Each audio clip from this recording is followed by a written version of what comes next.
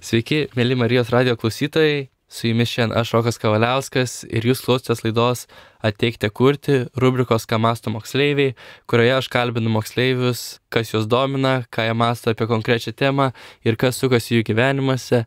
Tai šiandien pas mane studijoje yra Justinas, Meda ir Ieva ir mes šiandien kalbėsime sporto temą ir apie sveiką gyvenseną, kaip jiem pavyksta suderinti ir išpildyti tai savo gyvenimuose. Galite pasisveikinti ir šiek tiek apie save papasakoti. Sveiki, aš čia Justinas, man 14 metų, žaidžiu krepšinį. Aš esu Meda, man yra 15 metų, aš šiuo metu žaidžiu futbolą ir tiesiog mėgaujuos gyvenimu. Sveiki, aš esu Ieva, man taip pat yra 15 metų ir šiuo metu sportuoju tinklinį. Kadangi ateitininkų laida yra pas mus, tai aš klausiu kiekvieno žmogaus, kuris ateina į šią laidą, klausiu, kaip jūs atėjote į šią organizaciją, kada buvo jūsų pirmas renginys ir ar jis jums patiko? Aš galiu pradėti. Aš ateitininkus atsidūriau per stovyklą Berčiūnus. Draugė pakvietė tiesiog prieš 5-4 gal metus. Ir nuvažiavau, labai patiko, labai visi šilti, draugiški žmonės pasirodė, daug draugų. Ir dar važiuoju į Berčiūnus, jau paskutiniai metai mano bus, akademijos ir važiuojam. Aš sužinojau pirmiausia apie stovyklą Berčiūnus iš savo tetos, kuri tenais dirbo kaip vadovė. Ir nuvažiavau pirmą kartą, kai man gal buvo 10 metų. Mano buvo pirma stovykla su nakvyne, tai aš pradžiai labai jaudinausi, bet kažkaip labai man ten patiko ir labai visi šilti žmonės mane priėmė.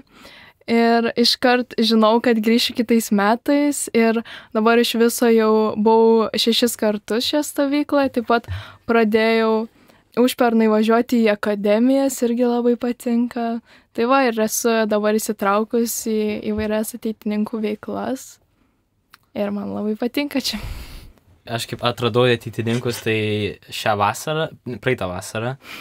praeitų metų vasarą, anksčiau eidavau į tokias Opus Dei stovyklas, tai kad tais metais buvo atšaukta, tai mama nusprendė, kad aš visiškai nenudžiūčiau vasaros karštyje, pasiūlė į Berčiūnus tokia ateitininkų stovykla ir aš visiškai tada nežinau, kas tie ateitininkai. Pagalvojau, vos ne tai privertė mama, nes aš kaip norėjau sportiškai praleisti vasarą, tai atvažiavau ir kažkaip atradau tos ateitininkus, labai faina, ten faini žmonės, draugiški ir kažkaip, kol norėjau pasportuoti ir patobulinti save fiziškai, Berčiūnuose aš patobulinau save dvasiškai. Taip atradau ateitininkus. Labai norėčiau dar pasidžiaugti, kad visi šitie vaikai kažkiek laiko su manim ir leido vasaros stovyklose, tai Meda aš matau, kiek aš esu vadovas, tiek Meda yra vaikas stovyklose, tai man labai labai smagu, kad yra tokių vaikų. Ieva irgi jau ne pirmi metai. Justinas pirmi metai, bet jau mes susibendravome gerai ir labai noriu pasidžiaugti, kad jie visi lanko ateitininkų kuopą.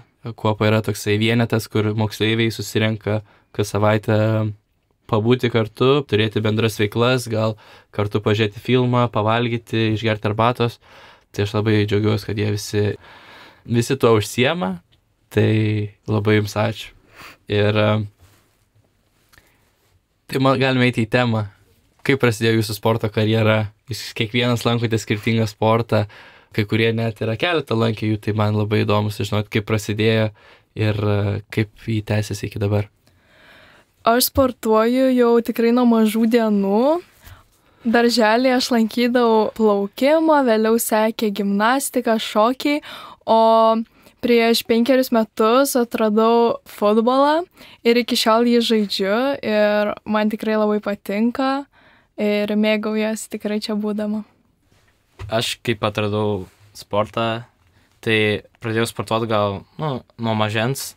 Šiaip darželį lankiau futbolą ir kažkaip nuo mažens aš sekiau savo brolius, tai jie žaidė futbolą. Kadangi jie žaidė futbolą, aš žaidžiau tada futbolą. Tada jie pasikeitė sportą ir pradėjo lankyti krepšinį. Tai aš tada pradėjau žaisti krepšinį.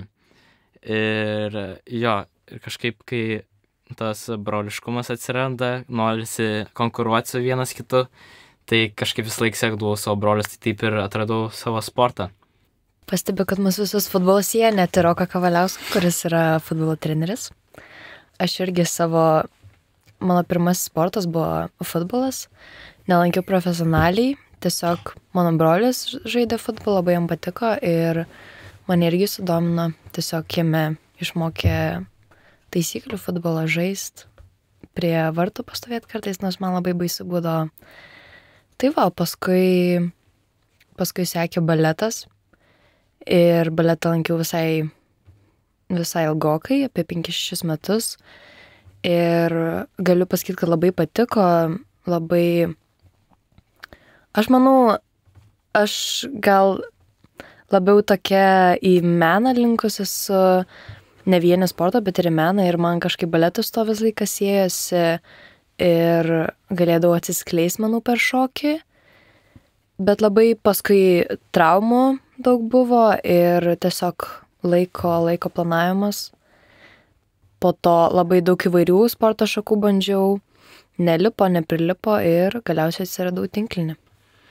Tai kaip jau Ieva minėjo, futbolo treneris esu, bet prasidėjo mano futbolo karjera, taip pat kaip Justina, mano vyresnis brolis ir pusbrolis, kurie 2 metais už mane vyresni, jie lankė futbolą, ir aš baisiai norėjau ten su jais pasivaržyti. Ir aš lankiau toje pačioje komandai, kur ir jie, nors ten vaikinai 2, kai kurie net 3 metais už mane vyresni, bet aš labai norėjau būtent ten kažkaip su jais, tai nuo to, kiek man 8, gal 9 metai buvo, tai jau čia daugiau negu 10 metį mano gyvenimas vienaip ar kitaip siejasi su futbolu, ar tai aš jį žaisčiau, o dabar dažniau tenka žiūrėti, kaip kiti žaidžia ir taisyti jų klaidas, bet nepaleidžia manęs futbolas ir aš tikrai labai nenoriu jo paleisti. Tai mano kitas klausimas būtų, kiek sportas užima vietos jūsų gyvenimas, ar tai yra kasdienis dalykas, šiaip kaip pramoga, ar kažkuo, ko degate, nežinau. Aš sakyčiau, kad man tiesiog sportas, kadangi sportuoju, kaip ir galima sakyti, nuo pat mažens, man visą laiką brolis irgi buvo autoritetas, daug sportuodavo. Man kažkaip sportas pasidarė tiesiog kaip natūralus gyvenimo tėkmės dalykas, kaip įprotis. Ir jo, kiekvieną savaitę sportuoju. Ne kiekvieną dieną, nes dar ir kitokių veiklų turiu, bet jo. Ir tiesiog man sportas yra, manau, tiesiog kaip toks pailsėjimas nuo visko, kas dedas aplink. Tai mane irgi jau, kaip minėjau, sportas lydi nuo mažų dienų ir dabar jau nelabai įsivaizduočiau savo kasdieninio gyvenimo be jo, kai kiekvieną dieną vos neinu į treniruotes, dar sezono metu savaitgalį seka varžybos ir tikrai mane sportas įtraukia ir paįvairina mano gyvenimą. Labai didelę mano kasdienio gyvenimo dalį jisai užima ir per atostogas, net kai išvažiuojam su tėvais, tai daug vaikštom, kopiam į kalnus ir visada stengiamės palaikyti aktyvią fizinę veiklą. Man sportas mano gyvenime, jis prasidėjo irgi nuo mažens. Pamenu, man buvo gal 7 metai, 6 ir mes su broliais eidavom šalia esančią salę tokią. Ir ten susirinkdavo visokie vyriškiai, gal 14, gal 16-17 metų, mano brolių amžiaus tokie jau vyresni už mane. Ir aš pamenu, kaip jie ten loždavo intensyviai, o aš sėdėdavau ant suoliuko. Ir aš verkdavau, o jeigu ir primdavo kartais pažaist, tai nelabai ir sekdavosi, vis tiek 7 metų, ką aš niekados neprimdavo žaist broliai. Aš toks sėdėjau liūdnas ant suoliuko ir žiūrėjau, kaip jie žaidžia. Tai labai norėdavau konkuruoti su jais.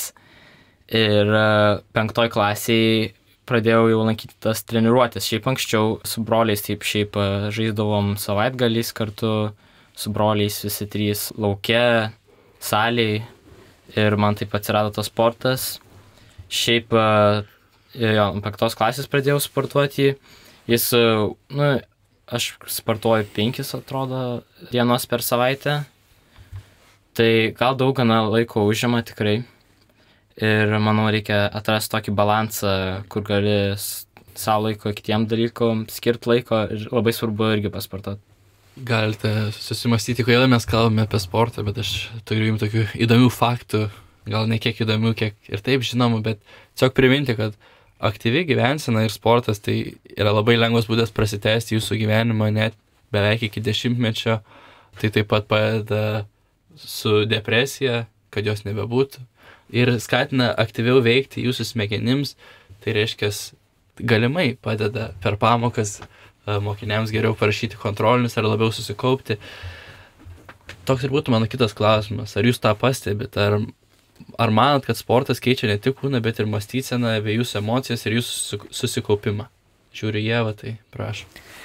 Aš manau, kad tikrai taip.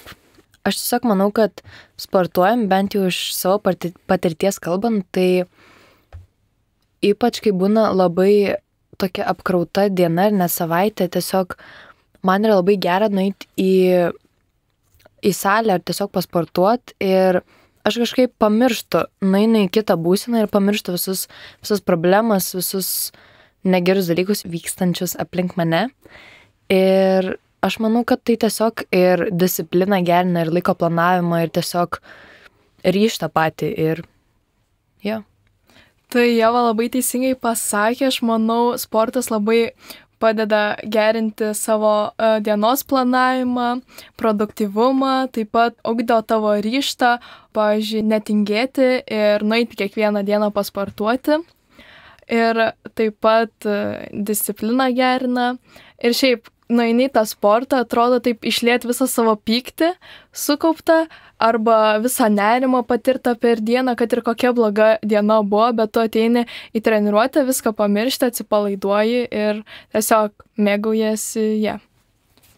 Keletą vietų pritariu, tai man bent jau, man treniruotės duoda savo pasitikėjimo savim, kai ateini tas kontrolinis, o tu pasportavęs toks, jauties, toks savim daugiau pasitikė, gal labiau susikaupi, jauties, tipo, kol kiti ten ryte snūdė, tu jau praeitą dieną, taip, toks pasitikėjimo duoda, manau. Bet labai daug priklauso nuo atveju, kaip, pavyzdžiui, minėjo, kad tos dienos planavimas priklauso šiaip nuo krūvio. Man tai būdavo, kad aš po treniruotės sunkios atsigoliu ant lovos, įsijungiu kokį Netflixą ir žiūriu. Bet jo, tiesa, jeigu tu degi to aistrumu savo sportui, kai tu nori įdėti kiekvieną dieną tą laiko, duoti laiko sportui, turi tą užsidegimą, tai tada lengviau pasiskirsti tą laiką, kai tu įdegi, kai to užsikūrimo. Taip. O kai šiaip sportuoji kokią salę, aš manau, reikia dar pats su savim pakovoti. Aš manau, kad laiko planavimas yra labai geras dalykas, bet ne vien sportu tai galim padaryti. Aš 12 klasėje labai man tai padėjo su mokslu ir su sportu, kad sugebėčiau būti ir pamokose, eiti pas korepetitorės matematikos, ten kažko dar aš ėjau. Kad savo laiko eičiau mokytis lietuvių ir dar turėčiau laiko pasportuoti. Gal labai daug to laisvo laiko nebuvo, bet kai buvo pas mane užrašyta ant popieriaus lapo, mano atveju kompiuteryje, kai buvo užrašyta, viskas man buvo daug lengviau to sekti, matyti, kur aš turiu būti, kada. Ir tai sportas dalinai prie to prisidėjo. Bet aš būtent ant tų emocijų užsikabinčiau, kad man sportas labai padeda išleisti tas visas emocijas. Ar jų yra labai daug gerų, tai tau duot, kaip jautiesi ant sparnų, pavyzdžiui, futbolo aikštelė, ten gali bėgioti, akis išdegęs ir viskas bus gerai. Ar tu turi daug pykčio, kur, pavyzdžiui, nuėjęs į sporto salę, tu ten kilnodamas aštangas gali irgi išleisti. Tai man sakyčiau, labai sportas padeda su emocijom susivaldyti gal, nežinau. Jeigu kažkas man yra blogai arba labai labai gerai, tai žinau, kad arba bus dar geriau, arba nebebus taip blogai, jeigu aš nueisiu į aikštelę ar į sporto salę, nes ten aš žinau, ką daryti, kad pakeičiau tas emocijas tik tais, kad būtų dar geriau. Aš irgi gal pridėsiu šiek tiek. Kaip Rokas sakė, kad jam padeda išleisti emocijas, tarkim visą tą energiją blogą. Tai man kaip tik, pavyzdžiui, asmeniškai padeda pasikrauti geros energijos sportas. Man gali būti labai labai bloga diena mokykloje, labai blogai sekas, pavargus labai jaučiuosi, neišsimiegojus, bet nueinu, pasportuoju ir aš labai žvaliai jaučiuosi, labai daug energijos turiu ir man kaip tik tada padeda pasiruoštiem kontroliniam susikaupti ir padaryti viską kaip reikia. Mano kitas klausimas yra būtent apie tą darbingumą. Ar pajautėt, kad tai, kad sportuojate savo laisvu laiku, ar jaučiatės, kad jums sekasi geriau mokykloje per kontrolinius, ar kai reikia jiem ruoštis, ar yra jums taip kažkaip mintis yra labai tiesios ir jūs sugebat susifokusuoti, ar tiesiog sakytumėt, kad tiesiog bendrą savijautą gerina? Tai aš manau, tie gerina bendrą savijautą, bet, pavyzdžiui, kai grįžti vėlai iš treniruotės, turi pakankamai mažai laiko pasiruošti kontroliniam ir stengiasi tą laiką kuo produktyviau išnaudoti ir tiesiog esi labiau sukoncentravęs savo mintis į tai, kad va dabar man per 2 valandas reikia ten išmokti ir tiesiog produktyvesnis darbas vyksta. Jo, kaip Rokas sakė, to laiko reikia pasiskirstyti, bet šiaip dėl kontrolinių, tai manau, priklauso kaip tu tikrai, kiek tu laiko skiri, kokie tavo prioritetai. Man, pavyzdžiui, buvo iš tikrųjų sunku skirti sportui ir mokslam laiko. Ypač kai, labai norėjau, labai krepšinį norėjau sportuoti. Tikrai atrodo, daugiau sportuočiau negu mokinčiausi. Bet kai tu turi tos prioritetus išsikelt, manau, tos kontrolinius. Bet šiaip, jeigu kalbant, ar padeda rezultatams, tai taip, manau, praskaidrina mintis, kažkaip gali išsiliet galbūt kitoj mąstysenoj. Kai visiškai, kai sportuoji, tu kitoj mąstysenoj pradedi galvoti. Ar sportas yra raktas į laimingą gyvenimą? Taip, ne, ar tai yra rakto dalis? Bent mažytė, kaip jūs galvojate? Labai gerą Rokas mintį užmetė. Jo, aš manau, kad tai yra dalis rakto, nes sportas, svarbus sporte, tu save pasilavini, bet manau, tai dalis į laimingą gyvenimą, nes taip pat prisideda kiti žmonės, manyčiau. Todėl man labai svarbu ateitininkai yra, nes aš, kai pradėjau lankyti ateitininkus, aš pamačiau kitus žmonės, negu įprastoje aplinkoje matyčiau. Tokius gerus žmonės, kurie padaro laimingesnį tau gyvenimą, parodo dalykus, kuriuos anksčiau nematydavai. Manau, kad sportas yra dalis to laimingo rakto. Tai aš irgi labai sutinku su Justinu, bet, pavyzdžiui, aš kai einu į sportą, man labai patinka ir aš labai mėgstu sportuoti futbolą ir aš einu ten, kad atsipalaiduot, pabūt su savo komandos draugėmis ir tiesiog smagiai praleis laiką. Tikrai praskaidrina mano nuotaiką ir visą dieną tas nuėjimas į treniruotę ir tiesiog toksai džiaugies ir didžiuojas pats savimi. Tai aš tikrai manau, kad tai yra raktas į laimingesnį gyvenimą. Aš labai pritariu Medai. Man atrodo, kad sportuojant yra labai svarbu komanda, jeigu yra komandinis sportas. Ir tiesiog toj komandai, jeigu turi gerą ryšį, gerą atmosferą ir tu susirandi draugų, labai gerus santykius gali sukurti su žmonėm. Ir aš manau, tai daro žmogų laimingą. Kiti žmonės daro žmogų laimingą. Ir taip pat kitas dalykas, kas irgi, manau, sporte teikia laimės, tai yra tiesiog gera savijauta, gerini savo savijautą, gerini fizinę tiesiog būklę, fizinę pasirengimą ir sveikas kūnas, sveikas protas ir laimingas to. Jo, aš gal pridėsiu, kad sportas, kaip minėjom, tai yra dalis tos laimės, bet taip pat ir žmonės joje, nes aš kai lankydavau krepšinį, pas mane komandai tokia hierarchija buvo. Vienas kietesnis, kitas kitesnis, aš mažiau kietesnis, tokia hierarchija būdavo. Ir atmosfera visiškai treniruotėse buvo, man eidavo šaltas prakaitas iš rankų, labai buvo kupinas buvau nerimo, galvojau kažką blogo pasakysiu, padarysiu ir manau, jo noriu pridėti ir pritart, kad yra žmonės dalis to laimingumo. Tai įpusėjome mūsų laidą, noriu priminti, kad jūs klausotės laidos Ateikite kurti, rubrikos Ką mąsto moksleiviai. Laidos idėjas esu aš, Rokas Kavaliauskas, ir šiandien apie sportą ir sveiką gyvenseną kalbinu Justiną, Medą ir Ievą. Kalbėjom, paskutinė tema buvo apie trenerius, bet aš norėjau paklausti, Justinas jau biškai užkabino kitą temą, kurią norėjau paklausti jūs. Tai norėjau šiaip jūsų patirties, pavyzdžiui, geriausius momentus, ar įsimintiniausius momentus, ar didžiausias jūsų pergalės, ar sunkiausius iššūkius, kažką iš savo atleto karjeros, ką norėtumėte man papasakoti, klausytojams papasakoti, savo mamoms, močiutėms. Tai aš galiu papasakoti. Aš anksčiau lankydavau klube Žalgiris futbolą ir turėjau trenerę, kuri nelabai mane vertindavo, taip pat ir kitas. Ir tiesiog irgi, kaip Justinas minėjo, kad taip nepravardžiuoja, bet tiesiog taip rėkia labai dažnai, nepatenkinta. Ir kiekvieną treniruotę gal mane pakeldavo nuotaiką, kaip tik ją numuždavo.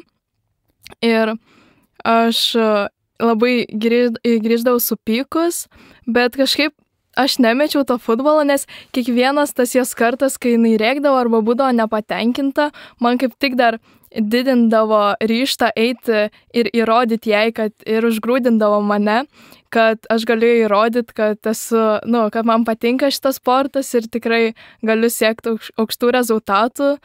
Tai va, bet po to aš perėjau pas kitą trenerę ir dabar tikrai esu labai laiminga ir labai turiu gerą santykį su komanda ir trenerė, tai taip. Kas nori perimti? Tai aš.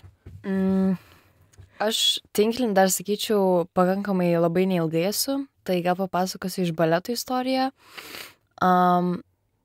Su baleto kaip ir komanda savo vykom į Prancūziją, į Lyoną ir buvo konkursas labai didelis ir kai kurios mergaitės turėjo solo partijas, aš irgi turėjau solo šokį. Ir buvo taip, kad aš užėmiau antrą, man atrodo, vietą. Bet kitos mergaitės iš mano grupės, kai kurios užėmė pirmą vietą. Ir čia yra netoks pasakymas, kad antra vieta, trečia yra vieta, labai džiaugiuosi, kad patekai į tą podiumą. Pirma vieta, aišku, viskas aišku. O antra vieta tokia yra tiesiog per vidurį stovi ir galėjai geriau. Taip arti, bet taip toli. Būtent. Ir man tiesiog, aš nežinau kodėl, bet aš labai susiparinau ir ten buvo labai didžiulis konkursas ir aš iš tikrųjų labai gerai sušokau tą savo šokį. Aš dar buvau tiesiog, aš visiškai pamiršau pasidžiaugti tuo, aš tiesiog buvau labai nuliūdęs, atsimenu, labai verkiau, kad aš užėmiau antrą vietą. Ir dabar, kai pagalvoju, tai čia buvo toksai, gal čia tiesiog balete labai daug yra tokių standartų įvairių ir stereotipų ir labai daug, kaip ir tu, tarkim, kad ir šoki grupėje baletą, vis tiek yra labai daug konkurencijos. Ir manau, kad gal tai ir privedė mane prie to, kad aš buvau nelaiminga, bet dabar, kai pagalvoju, tai aš labai džiaugiuosi, kad aš sudalyvavau tam konkurse ir gerai sušokau. Aš gal galiu pridėti prie to trenerių konkurencingumo. Aš manau, bent jau didžiąją dalį, kas sudarė, kur aš buvau komandose, kas sudarė didžiausią konkurenciją, tai būdavo patys dažniausiai treneriai ir jie mumis statydavo tokią mąstyseną, kad kaip hierarchija pasidarydavo, jam treneriam nelabai buvo, bent jau kiek kur aš buvau, tai labai retai, kaip čia pasakyti, paguosdavo, net nepaguosdavo, gyvenime neguosdavo. Palaikydavo. gal. Ir palaikydavo, jokio palaikymo buvo, vien tik buvo kažką gerą padarai, jie nekreipia dėmesio, bet kai ką blogo kažką padarai, iškart muša. Ne taip gal muša, bet tą visą, bent jau man, atmosferą numeša, tiesiog keikia. Ir ta tokia sudaro konkurencija, kad aš kietesnis, kadangi manęs treneris nieko nereikia ir dar tokį stresą įdeda tos vaikus, aš dabar suprantu, kodėl, kiek aš buvau tose komandose, tie vaikai visai labai konkurencingi buvo, todėl nes jis žiauriai įstresindavo. Ir toks pasidaro dead or alive situations, tipo... Gal čia ir vertimo reikia. Tipo, tokiose, labai svarbus dalykas, treniruotės, ypač ir mus taip labai įstresindavo ir manau, tas lemia tą nedraugiškumą. Tai nežinau, gal... Aš galiu pratęsti, aš turėjau panašią situaciją. Kiek aš pamenu, kiek man teko žaisti futbolą ir kai vaikas buvau ir kai vyresnis šiek tiek buvau, man treneriai labai prasti buvo palyginti. Tuo atžvilgiu, kur tu pasakojus, man labai irgi nepasisekė. Tai tikrai būdavo, kad tiesiog prie grupelės vaikų ten pasako kažkokį garsiai bairį apie ten kažkokį kitą, kuris irgi ten eina lankyti. Ir ar ten kažkada, kai vaikas buvau, ten mes važiavom autikų iš turnyro namo, ir ten paklausė, Rokai, kur tu gyveni, aš sakau, šičia, nes mes pro ten važiavom. Sako, požeminiai perėjo gyveni, nes ten prie mano namų. Ir aš kažkaip taip įsižeidžiau, ten prie visų neapsiverkiau. Vis tiek man 10 metų buvo, aš didelis vaikas buvau, bet aš iki dabar prisimenu, kad man tai labai, ten aišku, visa komanda pažvengė, bet man tai kažkaip skaudu buvo. Bet kai aš pats dabar užsiemu tuo, man treniruoju 5-okus, 6-okus, tai biški vyresnius negu koks aš tada buvau, bet aš labai stengiuosi ne taip. Kartais reikia to griežtumo, bet niekada nenoriu pasakyti kažko, kad jie įsižeistų ar nebenorėtų eiti treniruoti, ar bijotų eiti treniruoti, kur jiem ten būtų nesmagu, nes yra šansas, kad ten kažką jiem pasakys, padarys. Tai aš nežinau, aš kažkaip labai džiaugiuosi, kad turiu tą progą, būti kitokiu, negu kokie buvo mano treneriai. Gal aš ten nesu Max geras, bet aš bent jau padarau, kad aš stengiuosi padaryti, kad jie mylėtų tą sportą ir tas treniruotės ir kad jiem ten būtų smagu. Čia toks galbūt ir sovietinis palikimas, nes kiek turėdavau iš užsieniečių trenerių, būdavo pavaduojantys treneriai pasivadino. Ir buvo užsienietis toks treneris ir jis toks, visiškai kitas jausmas būdavo negu įprastas toks toks senas lietuvis toks treneris. Yra kažkoks skirtumas, malonesnis, atrodo, jeigu tu su tuo treneriu dirbsi, jis su tavim dirbs. Tipo, ne taip, kad kol aš ten visą save atiduodu treniruotėse, vis sportuoju, bandau visą save atiduodu, jis ten su draugeliais kalbasi už mano nugaros. Tai atrodo, kam aš čia sportuoju, kam aš čia pilnai save atiduodu. Ir tada tas ateidavo užsienietis treneris, jis atrodo žiūrėdavo, jis atrodo, palaikydavo kažkiek. Jis norėdavo to. Ir aš manau, gal čia kažkoks savotiškas palikimas, nes dažniausiai... Aš tai manau, kad čia tiesiog yra tokių, kurie tam skirti ir yra tie, kurie daro tai tiesiog pragyvenimui. Yra, kuriem iš tikrųjų rūpi ten kiekvienas vaikas ir kurie nori, kad iš kiekvieno vaiko daugiausiai išimtų, kad jis atiduotų save ir kažką su tuo pasiektų, o ne tik, kad išprakaituotų ir eitų pavargęs namo.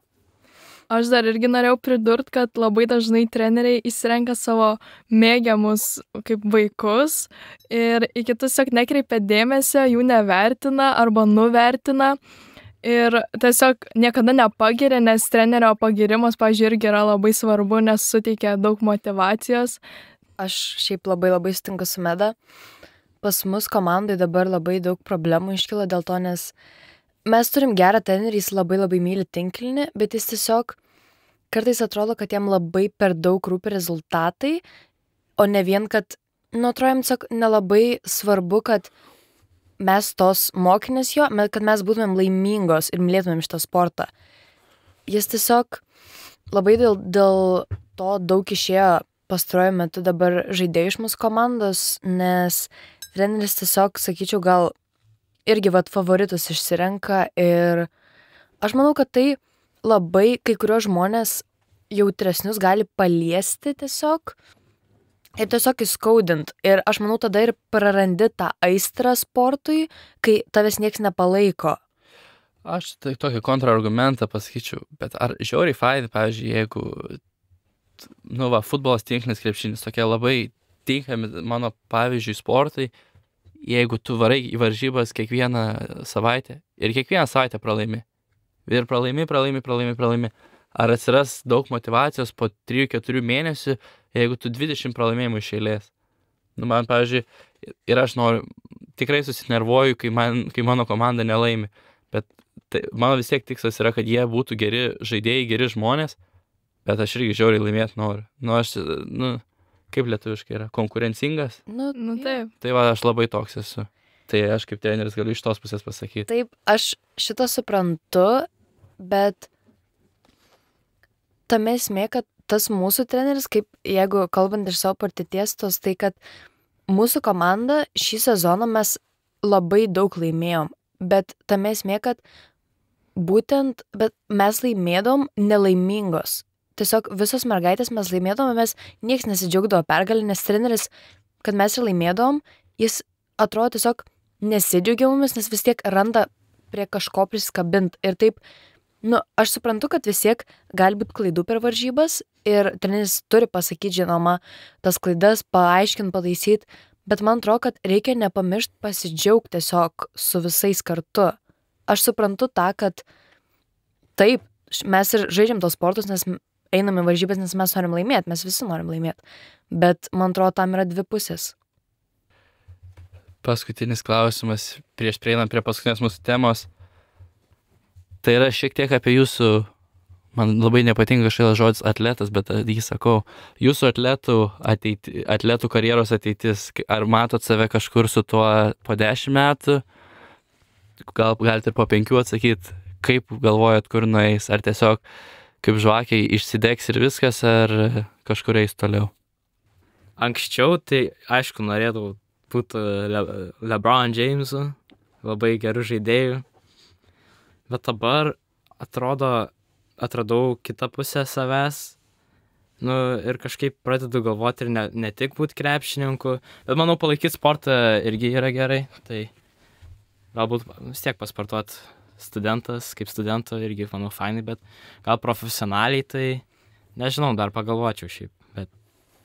Tai aš manau po 10 metų taip nebelankyčiau jau futbolo reguliariai, bet tikrai su draugais kokį savaitgalį kieme pažaisčiau.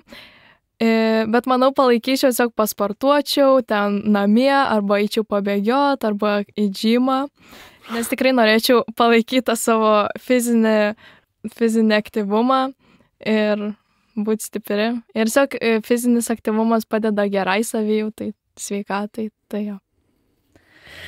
Aš labai kažkaip galvau, kad čia kitaip pasisuks šitie atsakymai, galvau, kad čia norės Justinas vis dar būti LeBron James, bet kaip matau ne, tai aš tą patį galiu pasakyti, kad aš sporto nesiruošiu numest, man atrodo, kad sportas kiekvienam žmogui tiesiog turėtų būti natūrali gyvenimo ta tokia dalis kaip įprotis, nes tiesiog manau, kaip Meda irgi sakė, tiesiog gerai savijautai ir šiaip, tiesiog fiziniai kaip ir pasirengimai palaikyti. Aš kaip ir sakau, nenoriu numest sporto, bet nematau ateityje, kad profesionaliai ten sportuojant Amerikoje, ten su kažkokia komanda ar ten kažką. Tiesiog, man atrodo, kad mes darom tą kaip ir savo malonumą šiuo momentu ir aš manau, to užtenka. Bet dar pažiūrėsim, gal bus antrasis LeBron James. Po 10 metų man jau bus 31, tai skamba labai baisiai, bet aš tikiuosi, kad aš dar taip pat, ką dabar veikiu, kartais nueinu futbolą pažaisti, kaip Meda sakė.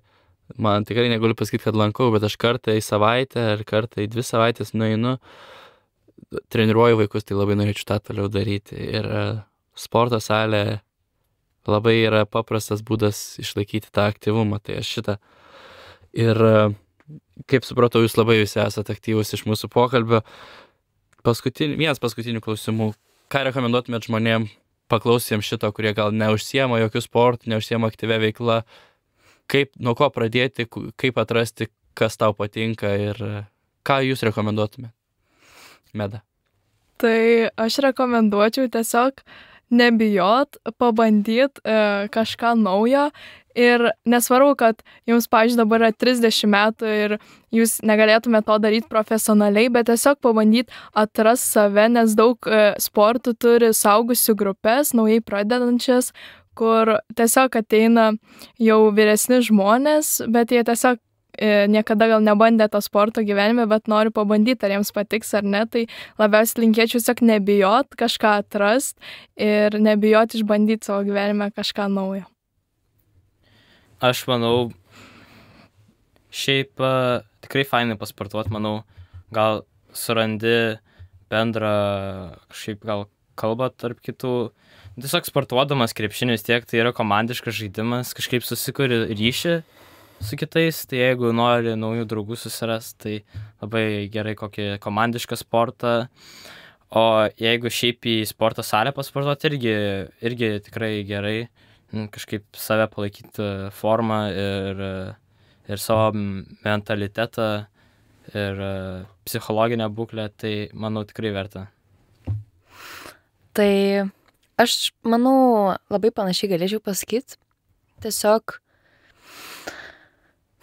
aš manau, kad tiesiog reikia nebijot išbandyti daug šakų, nes aš nemanau, kad iškart visiems gali prilipti, iškart pabandžius vieną sportą, kad iškart prilimpai. Gali nepatikt, gali nesisekt. Ir aš manau, kad jeigu nepatinka sportas, tiesiog nebijokit išbandyti. Vis tiek kažkada atrasit kažkas, kas sudomins, kas patiks, ką mylėsit ir tiesiog nepasiduokit.